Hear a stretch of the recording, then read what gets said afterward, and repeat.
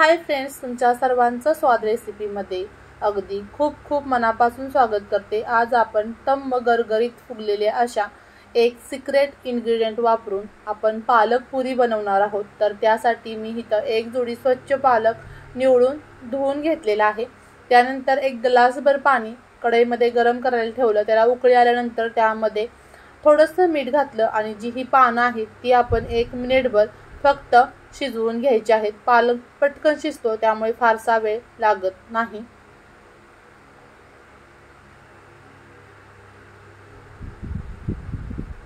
पालक मध्ये भरपूर प्रमाणात आयर्न असतं आणि खूप पौष्टिक असा हा पालकची भाजी शक्यतो मुलं खात नाहीत, तर आपण पुरी वगैरे करून मुलांनाही देऊ शकतो।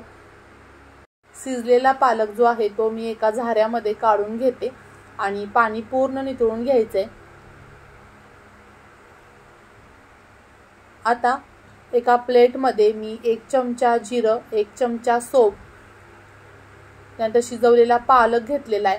हिरवी मिरची आपल्या आवडीनुसार घ्यायचे आणि 1 आल्याचा तुकडा मी घेतलेला आहे। सोपमुळे या पुरीला खूप छान फ्लेवर येतो। तुम्ही वापरून बघा, करून बघा, तुम्हाला नक्की आवडेल। आता स्मूथ अशी ही जी पेस्ट तयार झाली त्यानंतर मी 1 बाउल गव्हाचं पीठ घेतलं। त्यानंतर आपण जी प्युरी बनवलेली आहे पालक आणि मसाल्याची ती घालायची।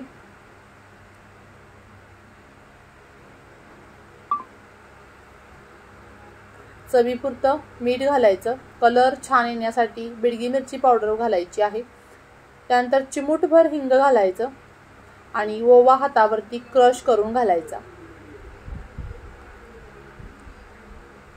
त्यानंतर भरपूर तीळ टाकायचे, 1 चमचा 1.5 चमचा आपल्या आवडीनुसार आणि 1 चमचा आपण कच्चं तेल वापरलं। आणि त्यानंतर महत्त्वाचा इन्ग्रेडियंट मध्ये 2 चमचे रवा आणि 2 चमचे बेसन पीठ। त्यामुळे आपली पुरी जी आहे ती कुरकुरीत आणि खस्ता व्हायला मदत होते। प्रत्येक वेळेला आपण फक्त गव्हाचं पीठ वापरत असाल तर तुम्ही या वेळेला पुरी करताना बेसन पीठ 2 चमचे आणि 2 चमचे रवा टाकून बघा, तुमची पुरी बराच वेळ टम्म फुगलेली राहते, सोबतच क्रिस्पी खस्ता आपली ही पुरी तयार होते।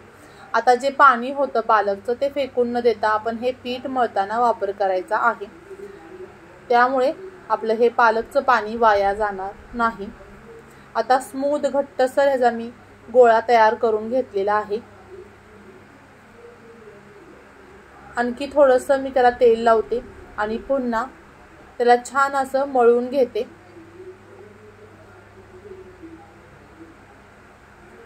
आता आपण यातला एक छोटासा पेढा काढून घ्यायचा, गोल गरगरीत गोळा बनवून घ्यायचा आणि याची पुरी लाटून घ्यायची।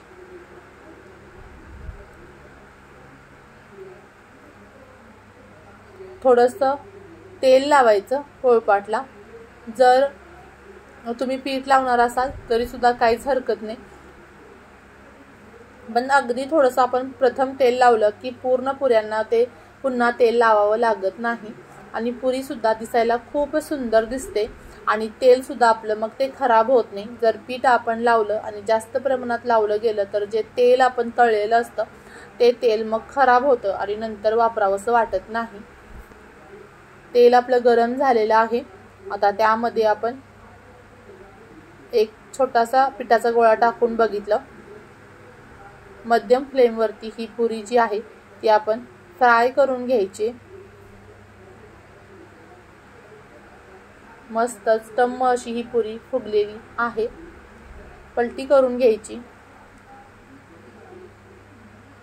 आणि ही पुरी आता आपण झाऱ्यामध्ये काढून घेऊ आणि पूर्णपणे तेल निथळून घ्यायचं आहे।